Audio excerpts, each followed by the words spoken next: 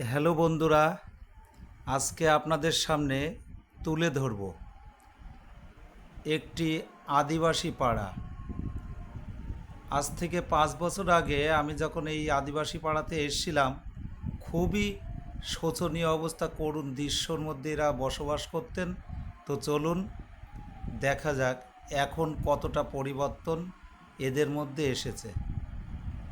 আর অবশ্যই আপনারা দেখবেন অশোক দাস ব্লগ ইউটিউব চ্যানেলে। তো চলুন।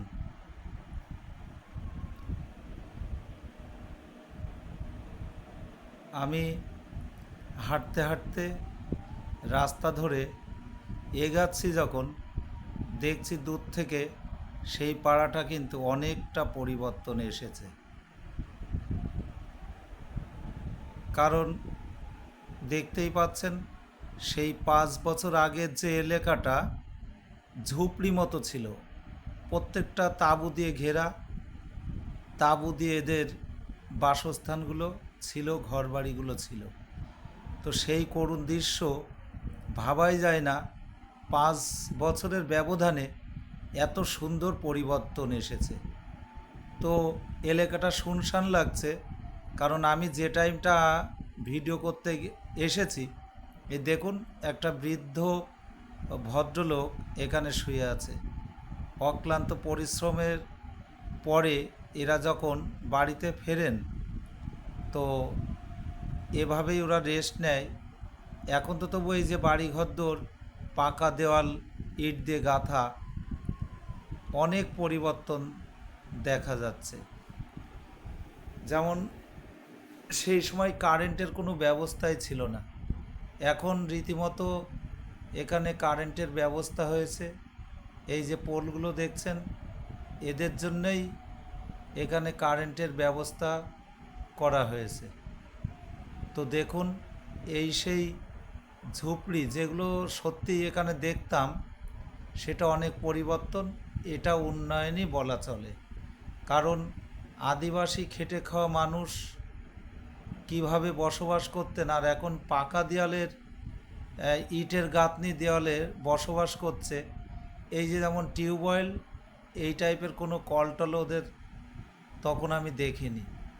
এই যে পাশের যে পুকুরটা, এই যে ডুবা মতো, এই ডুবার জলে স্নান, খাওয়া দাওয়া এবং রান্নাবান্না সব এটাতেই চলতো এদের। এখন কিন্তু পরিস্থিতি অনেক পাল্টিয়েছে, অনেক পরিবর্তন বলাই চলে।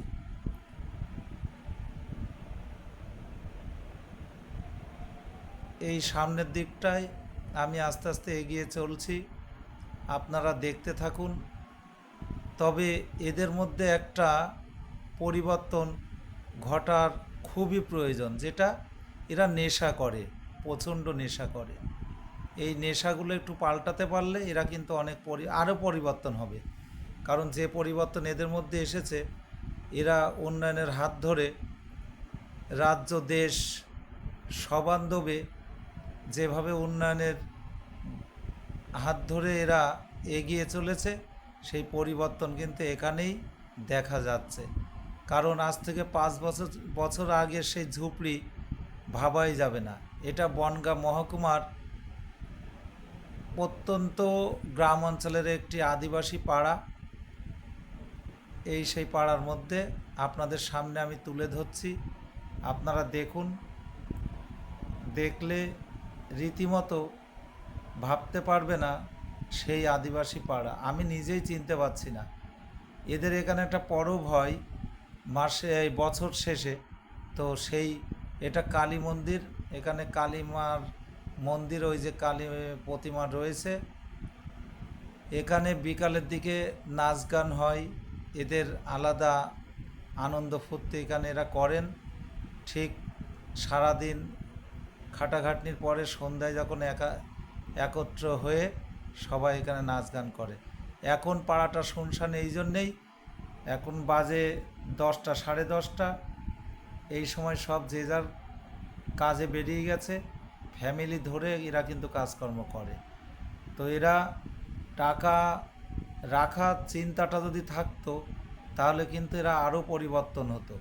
কারণ সরকার কিন্তু এদের রীতিমতো সব অনুদানগুলো দেয় এবং সাহায্য করে। তো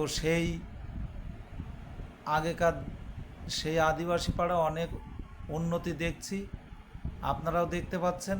এটা আদিবাসী পাড়া এলাকা বলে মনে হচ্ছে না। এই যে দূর থেকে যখন আমি আসছিলাম, তখন দূর থেকে এই পাড়াটা ঠিক দেখাচ্ছে, ওই যে সামনের ওপারের দিকটা।